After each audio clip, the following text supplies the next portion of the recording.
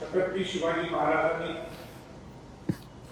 आपल्याला जे स्वराज्य स्थापन करून दिलं, ते स्वराज्य स्थापन करत असताना शिवाजी महाराजांनी नुसतं मराठ्यांचं स्वराज्य त्यापेक्षा 18 पगड जात 12 बंधुकरांना घेऊन स्वराज्य स्थापन केलं. 200 वर्षानंतर राजश्री छत्रपती शाहू महाराजांनी बहुजन समाजाला आरक्षण दिलं. प्रथमतः कोल्हापूरमध्ये 50%. त्या 50% अनुसूचित जाती, अनुसूचित जमाती, ओबीसी आणि मराठ्यांचा समावेश होता. मी 2007 पासून पूर्ण महाराष्ट्र पिंजूर काढले आणि पिंजूर काढत असताना हेच मला लक्षात आलं की मराठा समाज सुद्धा एक बहुजन समाजाचा एक घटक आहे आणि हा वंचित गरीब मराठा समाजाला कुठेतरी न्याय मिळाला पाहिजे म्हणून त्यावेळी भूमिका घेतली. आणि भूमिका हीच होती की मी मराठा आहे म्हणून मी मराठा समाजाच्या साठी उभा आहे असं नाहीये. मी बहुजन समाजाला ते 18 पगड जाती 12 पगड एका शिका कमी कसं आणता येईल या दृष्टिकोनातून माझा प्रवास होता. नंतर 5 मे 2021 ला आपलं मराठा समाजाचं आरक्षण रद्द झालं हे सर्वांना कल्पना. मी अनेक मोर्चे मी काढले. कोल्हापूरला असेल, नाशिकला असेल, नांदेडला असेल, मूक आंदोलनाच्या माध्यमातून मुख्यमंत्र्यांना अनेक पत्र केले. सगळ्या उपसमितीला एकत्र घेऊन आमच्या व्यथा मांडल्या. पूर्वीच्या सगळ्या माझ्या पत्रकार परिषदात किंवा माझी भूमिका ही आक्रमक आपण सर्वांनी पाहिजे.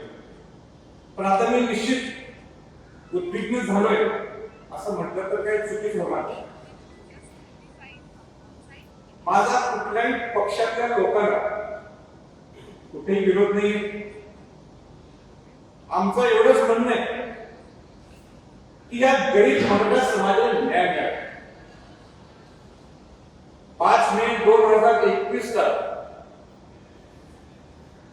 ज्यावेळी आपलं आरक्षण रद्द झालं त्यावेळी सगळ्या घटकांना एकत्र घेऊन समाजाच्या पुढे मी गेलो आणि नेमकं सांगितलं की आपलं आरक्षण कसं रद्द झालं, त्याच्या पुढे मार्ग काय, आपण कशा पद्धतीने पुढे जायला पाहिजे. सगळ्या नेत्यांच्या दारी गेलो. सगळ्या पक्षाच्या प्रमुख त्यांच्या दारी गेले. हात जोडून त्यांनी विनंती केली आणि काय परिस्थिती आहे हे मी त्यांना स्पष्टपणे वाटले. परत एकदा सगळ्या मराठा समाजातल्या लोकांना किंबहुना पूर्ण महाराष्ट्राच्या लोकांना मला परत एकदा समजून सांगायचंय जी मी भूमिका वेळोवेळी मांडत आलेलो आहे. ज्यावेळी आपलं आरक्षण रद्द झालं त्यावेळी सरकारला आम्ही सांगितलं होतं की तुम्ही रिव्ह्यू पिटिशन दाखल करा. कोण रिॲक्शन त्यांनी बराच वेळ घेतला पण ठीक आहे. त्यांनी आपली रिव्ह्यू पिटिशन दाखल केली. आता त्याचं स्टेटस काय आम्हाला माहिती. त्यामध्ये भोसले समिती त्यांनी स्थापन केली. भोसले समितीने सुद्धा 12 मुद्दे दिले जे गायकवाड आयोगाच्या अहवालाच्या नाही ते सुद्धा त्यांनी शिफारस केली नाही. जे त्यांनी केलं नाही ते उपसमितीच्या अध्यक्षांनी आम्हाला सांगावं ते कारण हे झालं महाराष्ट्राची बाजू. कारण का सरकारची बाजू काय महत्वाची तुम्ही समजून घ्या. महाराष्ट्र सरकारच्या बाबतीत जोपर्यंत तुम्ही सामाजिक मागास सिद्ध होत नाही तोपर्यंत तुम्हाला परत आरक्षण दिलं जाणार नाही. कारण तुम्हाला स्पष्टपणे सांगितलेलं आहे की तुम्ही पुढारीला वर्ग आहे मग तुम्ही पहिल्यांदा सामाजिक मागास सिद्ध करा. आता राज्य सरकार काय म्हणते आम्ही रिव्ह्यू पिटिशन टाकले. रिव्ह्यू पिटिशन काय निघाले काय बघू पण तोपर्यंत हेही मान्य करतो पण तोपर्यंत तुम्ही एक समिती स्थापन करू शकता. म्हणजे रिव्ह्यू पिटिशन आताच कितीतरी 7-8 महिने झालेले आणि परत 1 वर्षभर थांबायचं काय आपल्याला. आणि मग त्याच्यानंतर मग ती समिती स्थापन करणे परत एकदा आयोग नेमायचा आणि परत 7-8 महिने घालवायचे त्याच्यात. आज स्पष्ट मत आहे की तुम्ही समिती स्थापन करा ना. अनऑफिशियल समिती, शासनाची ऑफिशियल समिती स्थापन करा. होमवर्क आताच करून टाका तुम्ही. त्याच्यात काही भाषा होते 8 महिने मी बोलतो. दुसरा महत्वाचा मुद्दा आहे, समजा आपण सामाजिक मागास सिद्ध झालो, मग आरक्षण कसं मिळणार? त्याला साधा पर्याय हे मी पार्लमेंट मध्ये बोलून दाखवलं. मी काय उगाच काय बोलायचं बोलतो, मी पार्लमेंट मध्ये बोललो आणि काय बोलतोय मला परत समाजातल्या लोकांना त्या प्रसंगी सांगायचं आहे. ते म्हणजे की आपला पर्याय काय, तो पर्याय एकच 2 पर्याय मला दिसतात. कारण का केंद्र सरकारने काय सांगितलं की राज्याला अधिकार दिले. आता राज्याला अधिकार दिले म्हणजे काय की तुम्ही आरक्षण द्या. पण तुम्ही 50% आपण ऑलरेडी 52% आरक्षण आपण कंझ्युम केलेले. आता कुठलं आरक्षण द्या, आता कुठलं आरक्षण देणार? आणि म्हणून सर्वोच्च न्यायालय सुद्धा म्हणते की तुम्ही जर 50%च्या वर जर आरक्षण द्यायचं असेल तर तुमची परिस्थिती अपवादात्मक पाहिजे. आणि अपवादात्मक परिस्थिती म्हणजे काय, ते इंदिरा स्वामीच्या केसचा रेफरन्स घेऊन सर्वोच्च न्यायालय म्हणते फार फ्लंग अँड रिमोट. मी बोलतोय फार फ्लंग अँड रिमोट, दूरवर आणि दुर्गम परिस्थिती असेल तरच तुम्ही ते आरक्षण घेऊ शकता. आता दूरवर आणि दुर्गम थोडक्यात सोप्या भाषेत म्हणजे काय, तिथे लाईट नाही, जिथे रस्ते नाही, तिथं सगळीकडे जर महाराष्ट्रात, मग तुम्हाला कसं मिळेल? पण हा शब्द कोणाचा आहे, फार फ्लंग अँड रिमोट, दूर आणि दुर्गम, हा पार्लिमेंटचा शब्द नाही, हा शब्द कोर्टाचा शब्द आहे. पार्लिमेंटचा अधिकार हा शब्द बदलायचा आणि दूरवर आणि दुर्गमची व्याख्या तुम्ही बदलू शकता. आता हाच विषय मी पार्लमेंटमध्ये सत्ताधारी पक्षाला म्हटलं की मला बोलायला द्या, त्यांनी नाही दिलं मला बोलायला. पण त्यावेळी शिवसेनेचे खासदार संजय राऊत पुढे आले, म्हटले की शिक्षकांचे वंशज त्याला बोलायचा अधिकार आहे, तुम्ही द्यायला पाहिजे. आणि म्हणून तो विषय त्यांनी मांडला आणि तो पार्लमेंटमध्ये निवडून झाला. आता तुम्हाला हा मुद्दा बदलायचा नसेल, आणि व्याख्याच बदलायची नसेल, फार फ्लंग अँड रिमोट, दूरवर आणि दुर्गम, तर एकच पर्याय दिसतो केंद्रात, तो म्हणजे तुम्ही सरसकट जे सामाजिक मागास आहेत, जाट असतील, गुजर असतील, मराठा समाज त्या सगळ्यांना सरसकट किती 3% वगैरे देऊन टाकतात. हा पार्लमेंटचा अधिकार आहे. म्हणजे हा केंद्राचा विषय. राज्याचा विषय काय, सामाजिक मागास सिद्ध करणे, समिती स्थापन करा, जो पण व्हेरिफिकेशनचा निकाल लागत नाही आणि त्याचा सामाजिक मागास सिद्ध झाल्यानंतर तुम्ही सेंटरला जाऊ शकता. ही पहिली भूमिका आहे. दुसरी भूमिका अशी आहे की अनेक मराठा समाजातले लोक म्हणतात की ओबीसी मध्ये आम्हाला आरक्षण करा. संभाजीराजे ह्याच्या बाबतीत क्लिअर आहे. मी शाहूचा वंश, मी शिवाजी महाराजांचा वंश, मी सगळ्या बहुजन समाज 18 पगडचा 12 बंधन घेऊन जाणारा माझं व्यक्तिमत्व तसंच करा. आणि मी म्हणून तुम्ही सुद्धा सांगितलेलं आहे आणि आज परत एकदा मी बोलू इच्छितो, ते म्हणजे पूर्वी आरक्षण कोणी दिलं, भाजप शिवसेनेने. नंतर आरक्षण कोणी दिलं, आपण तर काँग्रेस, पूर्वी काँग्रेसने दिलं, पूर्वी काँग्रेसने दिलं आणि नंतर भाजप शिवसेनेने आरक्षण. त्यांनी आपली भूमिका क्लिअर केलेली आहे की एससीबीसी मध्ये आरक्षण द्या. ते विद्वान आहेत, सगळ्यांना कल्पना काय करायचं काय आहे, पण मी त्याच्यात जास्त आधी बोलणं तुमचे समजत नाही. मला एवढंच मला सांगायचं की टिकणारं आरक्षण, तुम्ही टिकणारं आरक्षण द्या, ही माझी भूमिका स्पष्ट आहे. आता 5 मे 2021 जेव्हा आरक्षण रद्द झाल्यानंतर मी सगळ्यांच्या दारी सगळ्यांना हात जोडून विनंती केली की आपण मार्ग काय काढू शकतो. आणि मार्ग काढत असताना सुद्धा महाराष्ट्र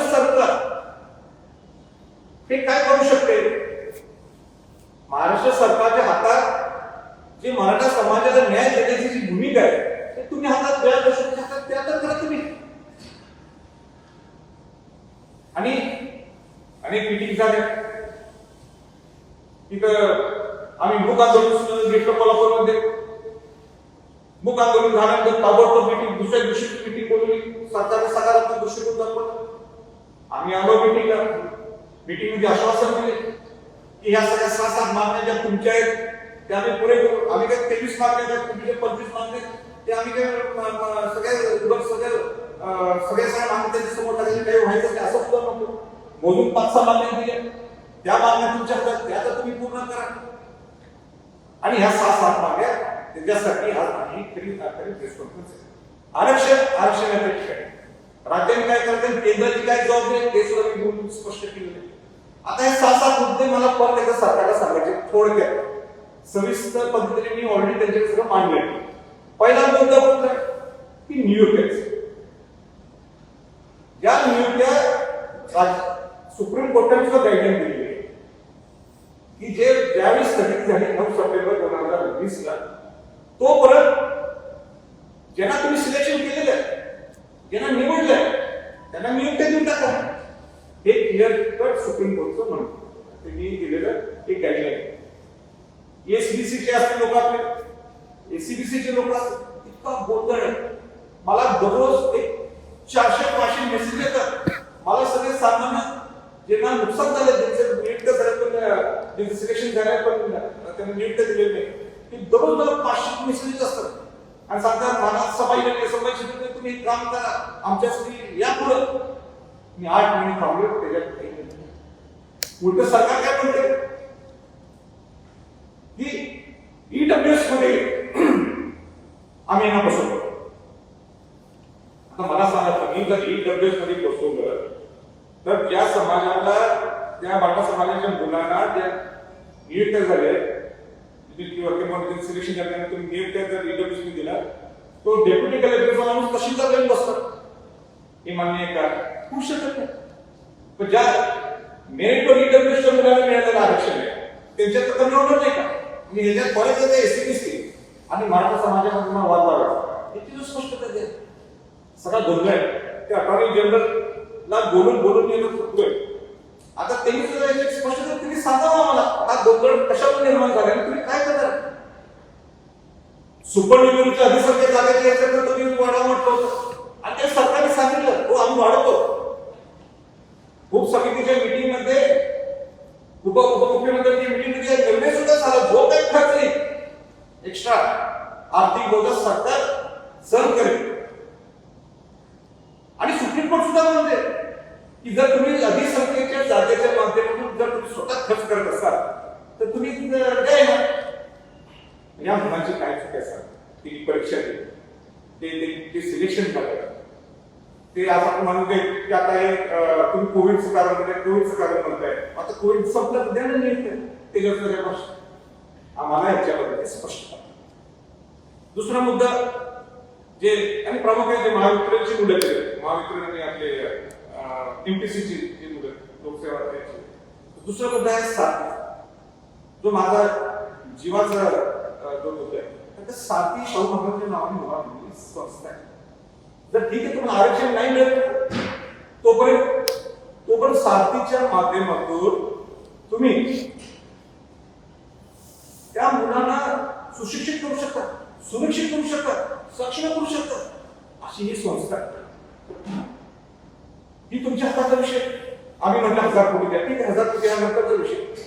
पण तुम्ही आता पण काय केलं, थोडंफार जर काही काम झालं असेल तर साथीमध्ये ते अगदी समाधानी नाही होत. एक कोल्हापूर उपकेंद्र टाकलं, ठीक आहे कोल्हापूर उपकेंद्र शाहू महाराज जयंती चांगली बाब आहे.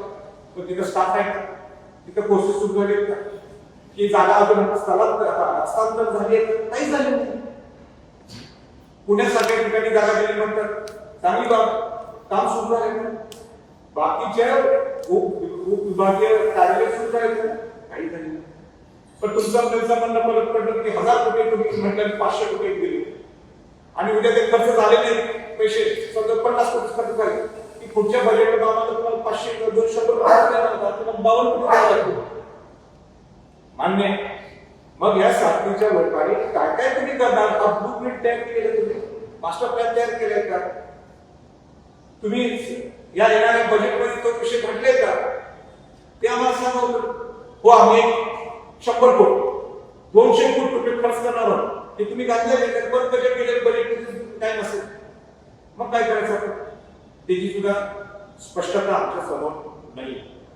अण्णासाहेब पाटील महामंडळाचा विषय सांगितलं की जे 10 लाख तुम्ही कर्ज घेता 10 लाख काय होत नाही तुम्ही 25 लाख रुपये करा काय केलं तुम्ही आश्वासन दिलं का मला 8 महिन्याच्या अगोदर काही झाले 25 लाख बर तुम्ही काय डिक्लेअर केलं 400 कोटी रुपये डिक्लेअर किती पैसे आहेत 30 कोटी झाले 30 कोटी आता देतो म्हटले तेही काय आले नाही कर्ज परतावा तयार नाही सर उद्या तुमच्या बँक देणार नाहीत पैसे कर्ज देणार त्याच्यात पैसे मिळते कशाला कर्ज तुम्हाला अशी परिस्थिती आता निर्माण कार्यकारी संचालक नाही अण्णासाहेब महामंडळ अजून संचालक बॉडी नाही कशी निर्णय म्हणून याची सुद्धा आम्हाला स्पष्टता तुम्ही देण्याचं गरजेचं आहे.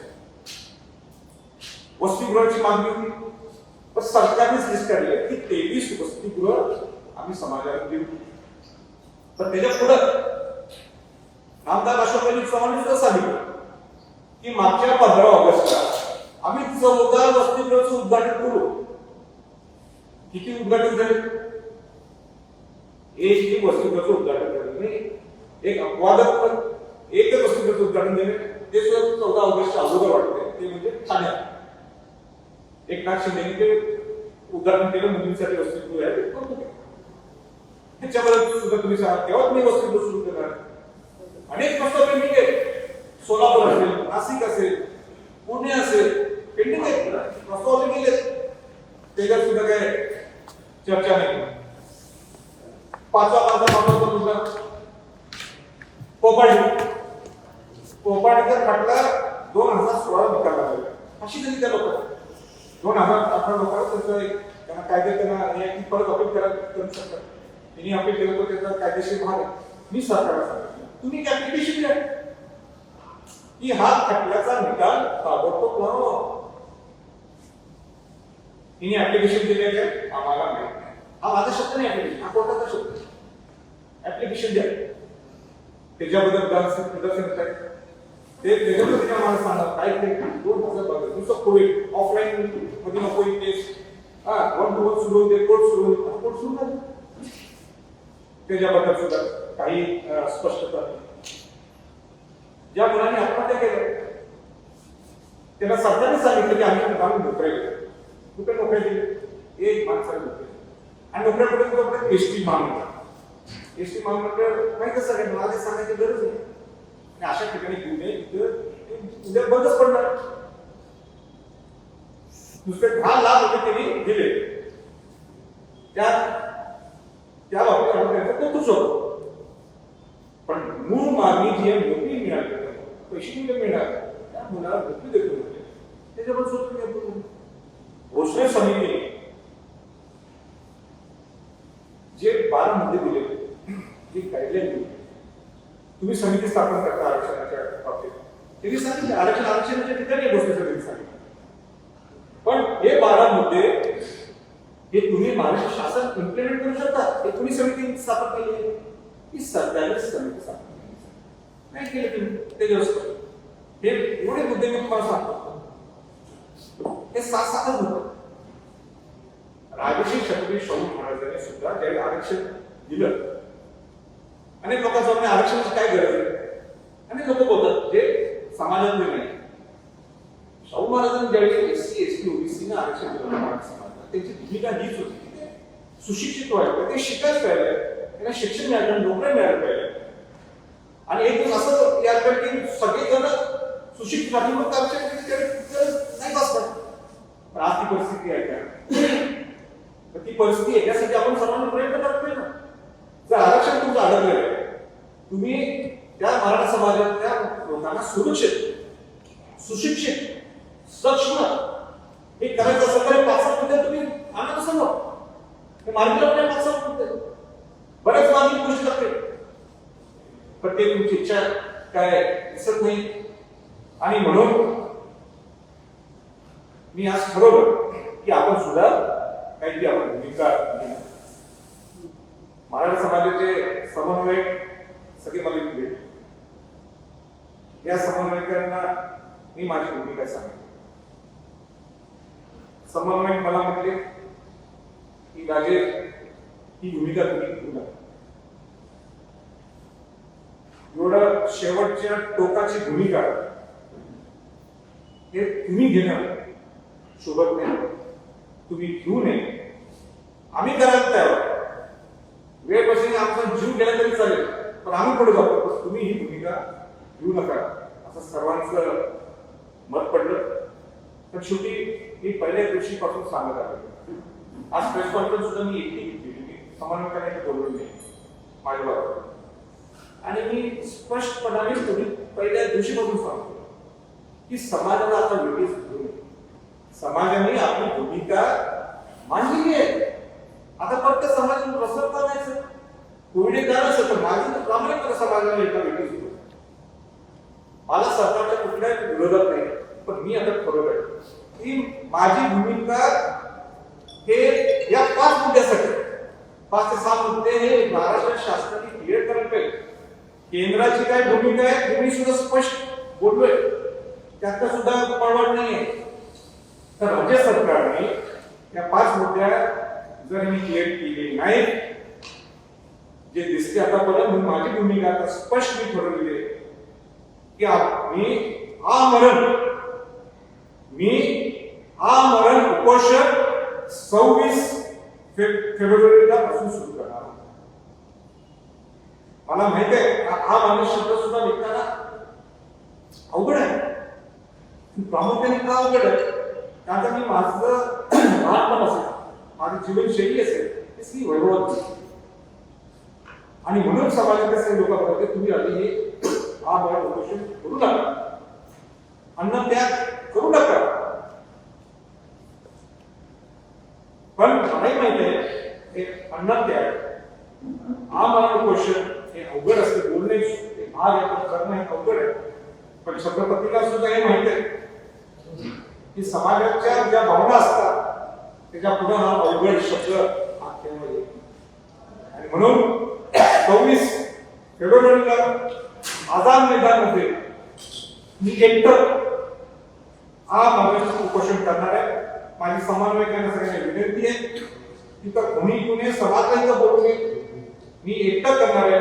माझा हा लढा नाही, हा माझा विरोध कोणाशी नाही, पण मराठा समाज, गरीब मराठा समाजाला न्याय मिळवून देण्यासाठी प्रामुख्याने हे त्या 5 ते 7 मागण्या आहेत. त्याच्यावर न्याय लावावा आहे सरकारने. पोलीस मंत्री सरकारला विनंती करून सूचना आहे. आणि एवढंच बोलून मी थांबतो.